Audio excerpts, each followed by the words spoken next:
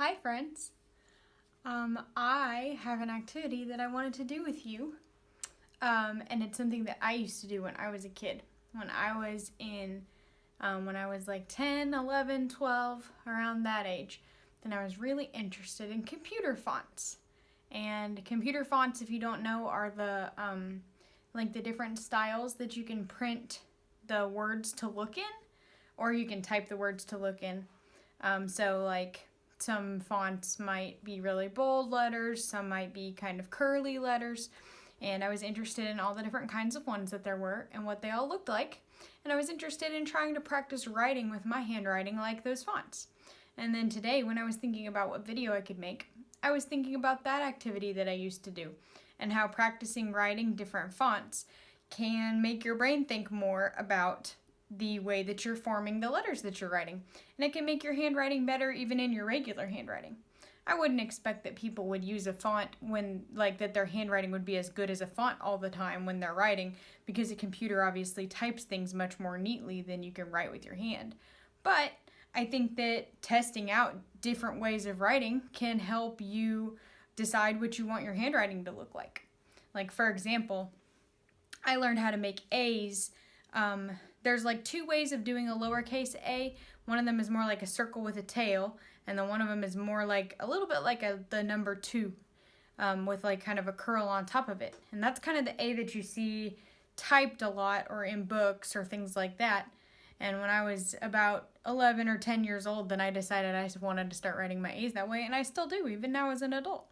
There's lots of different ways that you can write, and you can make your handwriting look kind of neat or look kind of stylized. So I thought that I would do some writing today. I printed out this poem and I put each line of the poem in a different font. And I thought that I would try copying the different types of fonts. And you could do it like mine. You could do my exact one if you wanted. You could try copying this exact one, or you could type something else. You could just type random sentences. They don't have to be a poem. This poem is by Shel Silverstein. He's a poet that I like. Or you could, and you could look at what fonts your computer has and try those out. See which ones look cool to you and which ones you'd like to learn to copy. So this font looks like a lot of the letters don't have tails. Like you would normally write a D like this kind of, and an N like this, where it has a tail before it and a tail after it. But instead, these are just kind of curling and they don't have tails. This N doesn't. So that's a way that you could write letters. Oh, that A is kind of cool. I'm paying attention to like the heights of the letters and things like that. This M doesn't have a tail at the front. So like all the T's and D's and H's, they're all the same height. Ooh, this S is going to be interesting. It's kind of like that instead of being like a regular S. But I was starting to say that all of the letters that go up above the line, they're called ascending letters. And all the ascending letters are the same height in this font. But like in this font, for example, the T's are shorter than the L's. So, and the A is shorter than the L too, so the L is like extra long. You can tell there's just like different ways of doing it. This is a super curly font, so I thought I would try that. Some curly letters. This would obviously take me too long to write if I was like trying to write work or homework, but it's kind of fun to test out. It's curly letters. And these kind of have like lines on the ends of the main lines that make up the letters. They have like little, I call them feet. I don't know if that's the real word for them. They have little feet on the end of the lines.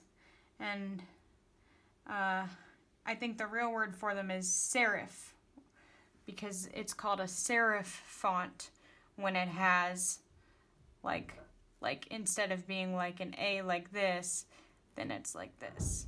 It has lines on it, on the ends.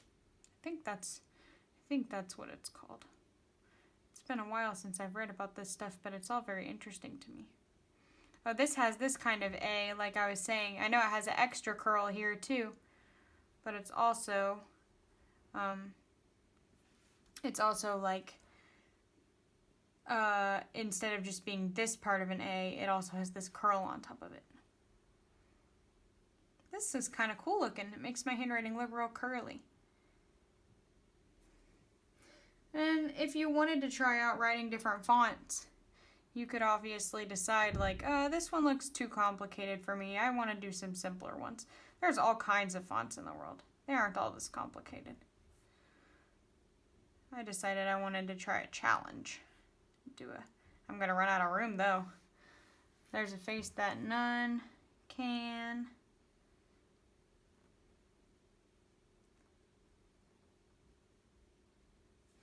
Let's see if I can fit the word see in here.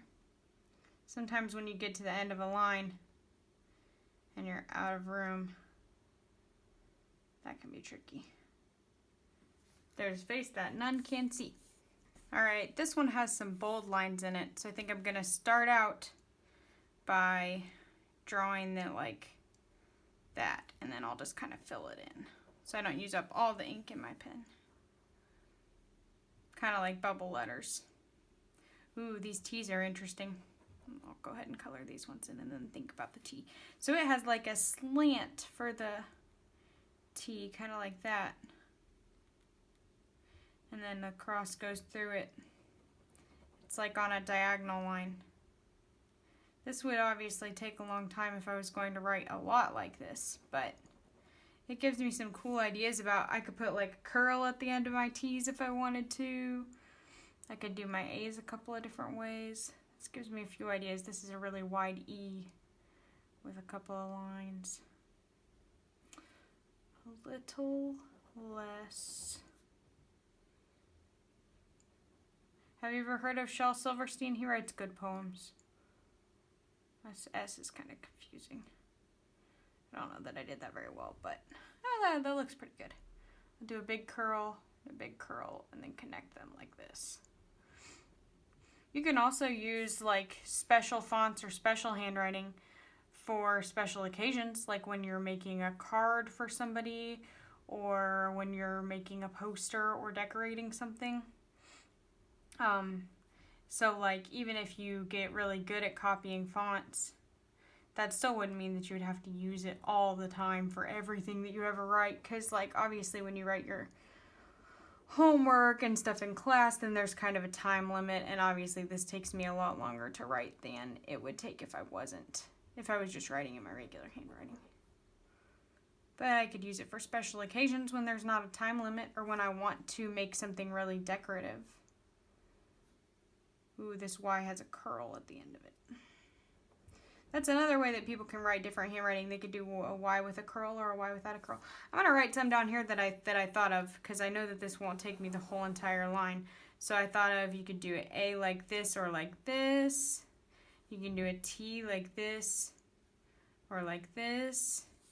You can do a Y like this or like this, or like that's kind of a blend of the two, because this part of the Y is still straight like a V instead of curved like a U, but then the end is still like a tail. I think that might have been all the ones that I've noticed so far. Oh, all of the like N with a tail or N without a tail, and U with a tail, and U without a tail, stuff like that.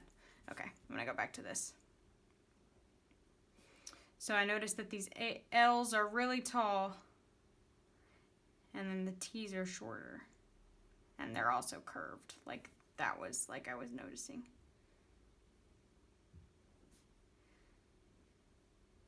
It takes some time if you decide that you want to change something about your handwriting. Then it usually takes some time to get in the habit of it, but then it becomes habit. Like I always write my A's like this now instead of like this. I have to think about it hard to write it like this, but when I very first started, then I had to think about it each time. This B is interesting. I'm going to have to really think about how to do this one. It's like down and then a curve and then up. And this U has, everything is kind of slanty and has a tail.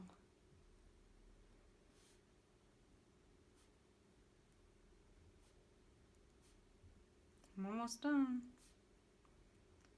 but a whole lot more. Oh, this R is like the way a cursive R.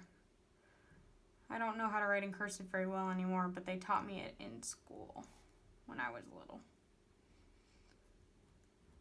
But it's hard to write it now. Me. These L's kind of look like capital L's, even though they're lowercase. Underneath my outside face, there's a face that none can see. A little less smiley, a little less sure, but a whole lot more like me. Oh, okay, so this is another difference. You could write a lowercase L like this, or you can write it like this, with like a little curve on it. I think that's all the differences that I noticed in these fonts. Well, other than like the R, but I think that's just a whole cursive R. This B is kind of cool if I wanted to do that in a capital B. This S was like, instead of being like this, then it was like the middle was straight and then the top and bottom were like that. But I don't actually really like that one very much. I wouldn't do that in my regular handwriting. I did think the A was kind of cool because I pointed out there's this A and this A. But this one's kind of like that. But then again, it could maybe look like a 9 if you wrote it really sloppily. Like, yeah, that might be hard to do. But anyway, this whole activity is all about thinking intentionally about the way that you write the letters that you write. And that there's lots of cool fonts in the world and lots of cool different ways to write handwriting, and you can still see what all the letters are. You can still tell what each of the things say. So it's a cool activity that you can try. You can check out what kind of fonts you have on your computer, and if there's any that you would want to try copying, then you could use them when you draw decorations and when you draw posters or cards or like anything that you need to decorate for school or stuff like that. And it gives you options of how to write letters in like cool and different ways. So I hope that you had fun learning with me today. I'll see you next time. Bye.